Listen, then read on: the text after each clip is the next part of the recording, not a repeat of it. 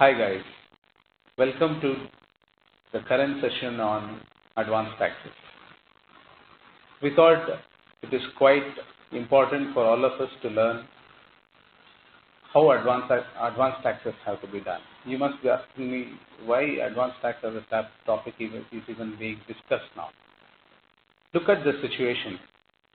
If you look at the direct tax collections in India, it is around 7 lakh crores in a year. That is the estimate for 2014-15 collections in India.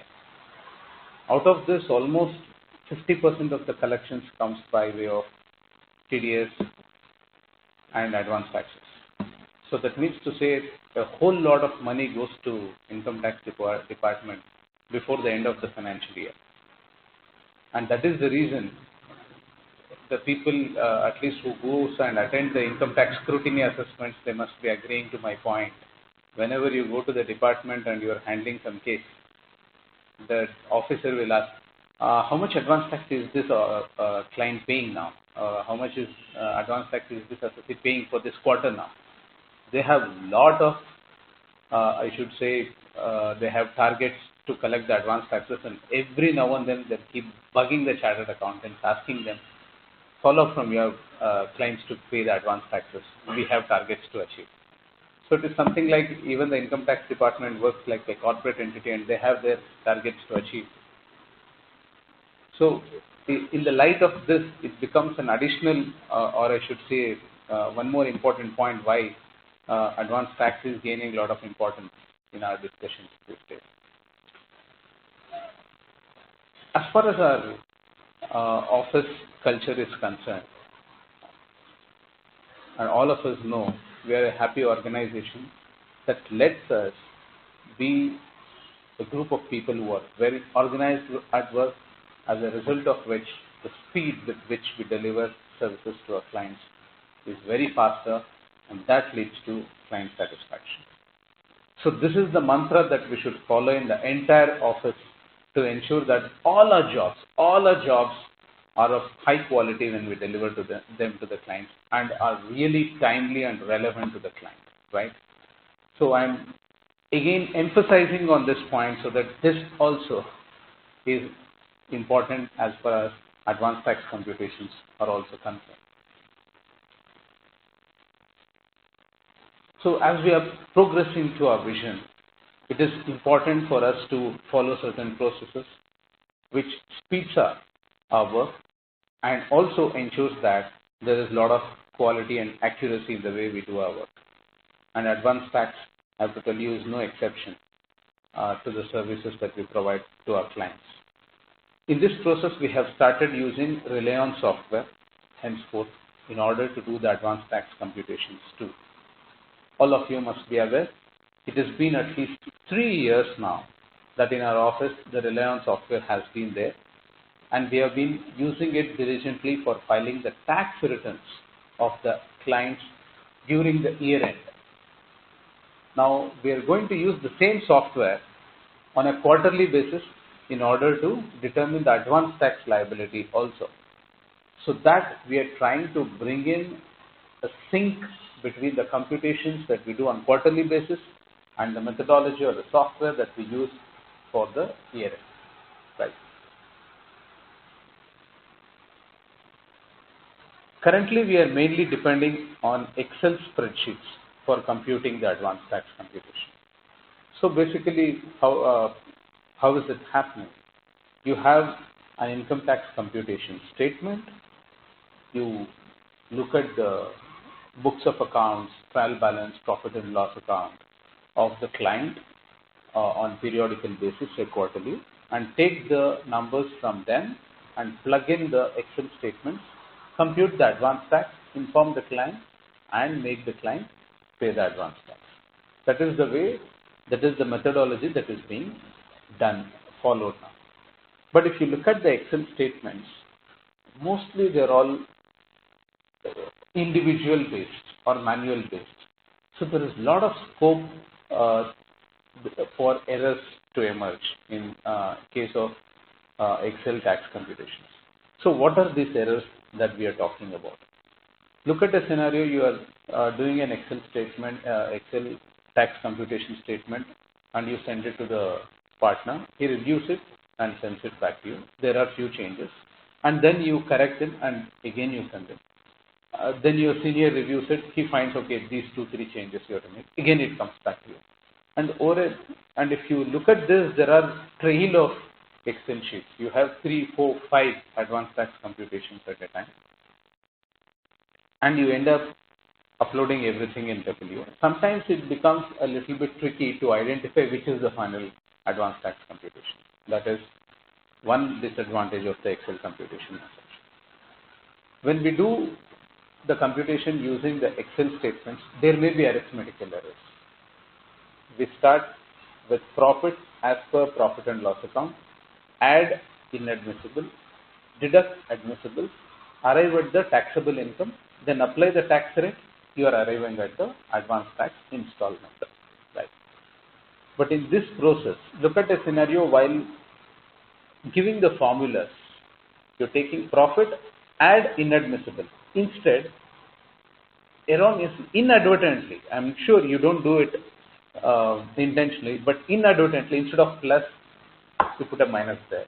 And probably because of the work pressure you have, you don't go back and try to check why there is a mistake in the formula, right?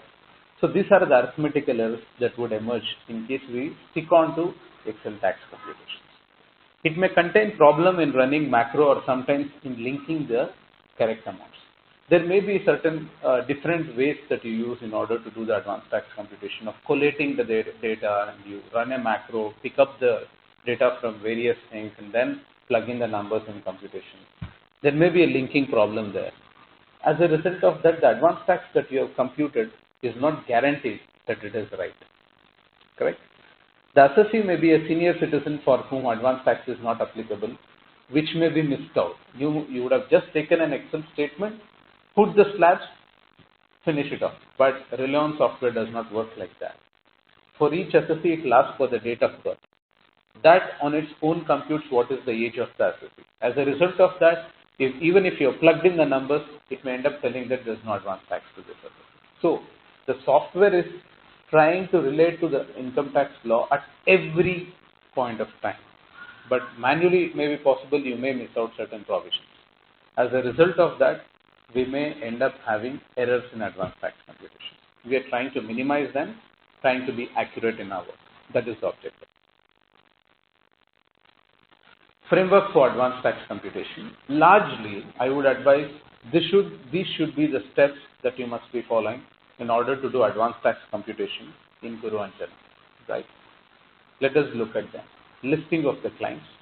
Normally, the partners would have already listed the clients on a quarterly basis for whom advanced tax computation is applicable. For example, we go back to 2014-15 tax returns and identify which are the clients which paid, say, advanced taxes during those years, and which are those which did not pay advanced tax but ended up paying Section 234B and 234C interest. So it is easier to advise the client based on the interest that they have paid, telling that this is the interest you have incurred as a cost in the previous year. Instead, you can pay the advanced tax, ensure that Section 234B and 234C no more arise. Okay, with this in background, the respective partner in various schemes lists out which are the clients for whom advanced tax provisions apply. So the first step to the entire computation process is to have the list of the clients. Then go to Pepilio and get the service creation done for the advanced tax computation. Send mail to clients for advanced tax. These mails would be standardized based on the nature of the client and the nature of the industry. Based on that, the mails are sent out to clients, and basically you are telling the client, in case you don't pay advance tax, there is an interest implication. In order to avoid it, it is better to pay the advance tax. However, in order to do the advance tax, these are the data that we require. So send out the mail to the client. Then ask for the documents that are required. Then determine actual income till date and estimated income for remaining period. For example, you are doing the advanced tax computation for quarter 1. So up to June 30th, you will find out what is the actual numbers of the advance tax, of the taxable income. And then from July to March, you ask the client to give the projected financials, and you merge them and assume that to be the overall taxable income for the year and compute the advance tax. Once the advance tax is done, once the computation is done, it has to be reviewed by senior or partner. Then the same computation has to be filled in Reliance software to ensure that all the data that has been input has been proper, and Reliance software, we believe it considers all the provisions and it gives the final actual advance tax, which can be compared with your manual advance tax also. Then finally send the mail to the client to pay the advance tax along with the computation statement. Once the payment is done, collect the challan. The advance tax computation and challan should be uploaded in Pepilio. The computation should be from Reliance software and not from the Excel file when you upload it in Pepilio. That is the most important thing. There cannot be any advance tax computation service without a Vivid book, and the Vivid book should have the image of the Reliance software in the Vivid book along with other supporting mails, documents and information. That should be the final document that must be available in the office. So this is the overall framework for advance tax computation. So the step 1, to reiterate, is listing of advance tax clients, list of documents required to send out a mail to them, communication by senior or the partner only. Juniors, refrain from sending any of the communications, because as and when a particular mail is sent to a client, specific to the client, there would be certain points that the partner or the senior would be aware, and hence it is required that only senior or the partner has to send the mail out to the client, and the mails should not go either from the articles or from the juniors. Step number 2, consider actual income till date and estimate the income for the remaining period. Step 3, fill in Reliance software after getting the Excel file reviewed by senior. Upload screenshot of final advance tax liability in Pepilio as per Reliance. Intimate tax computation to client, get them pay the taxes. Send the final deliverables in Vivid to the client. This is how the entire communication with the client is going to happen as far as advance tax is concerned. So, a brief introduction on Reliance Soft Saral Tax Office. For those of you who have just joined and you have not yet experienced the Reliance software, it is a complete tax suite for all the tax modules to provide efficient and output, and it saves time. A complete office suite for office and client management. It helps CS managing their practice efficiently. Direct data interface from Tally is possible. Direct audit report filling is possible, and direct income tax returns can be filed using Reliance software. So we have the Reliance software uploaded in the server of Guru Anjana. The extension of it, the shortcut of it is available to you in each of your desktops and laptops. Okay, and when you are in the office, you will be able to run the Reliance software and use the software for computing the advance taxes.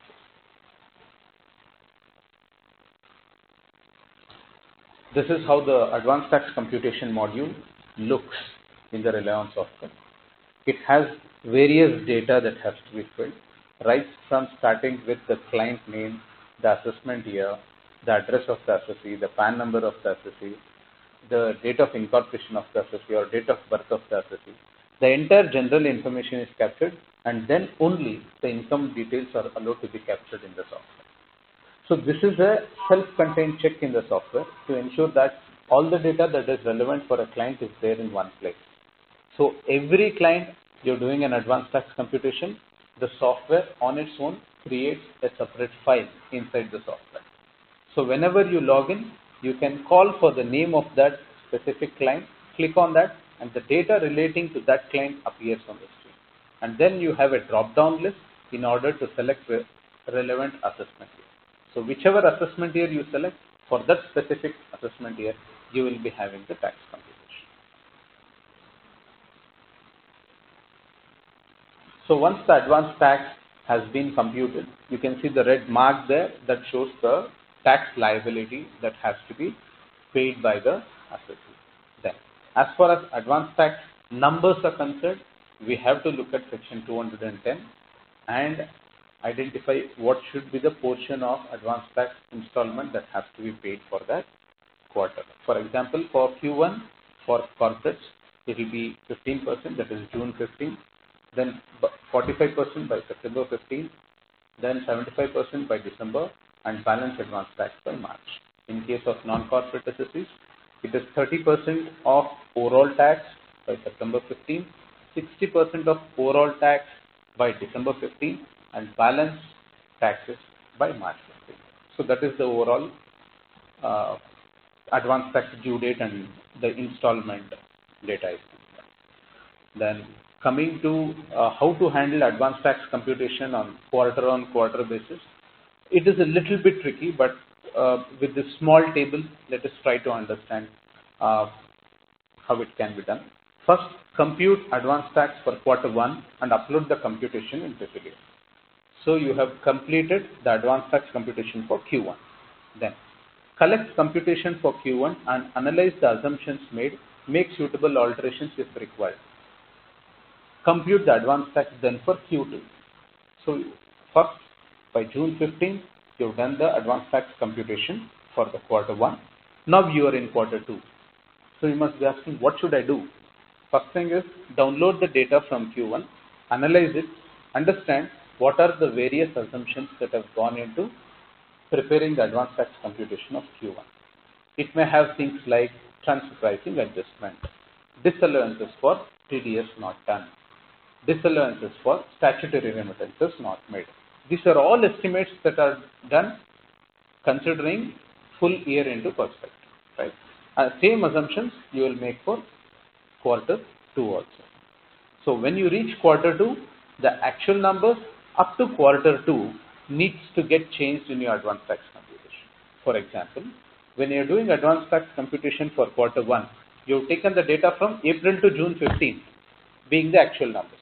When you are doing for Q2, you are taking actual numbers from April 1st till September 15, and from September 16 to March 31st, you are using the projected numbers. You will combine both, prepare a combined profit and loss account, arrive at the profit before tax, and then start the advance tax computation. So this chronology has to be followed even for quarter 3 and quarter 4 also. So what are we trying to achieve?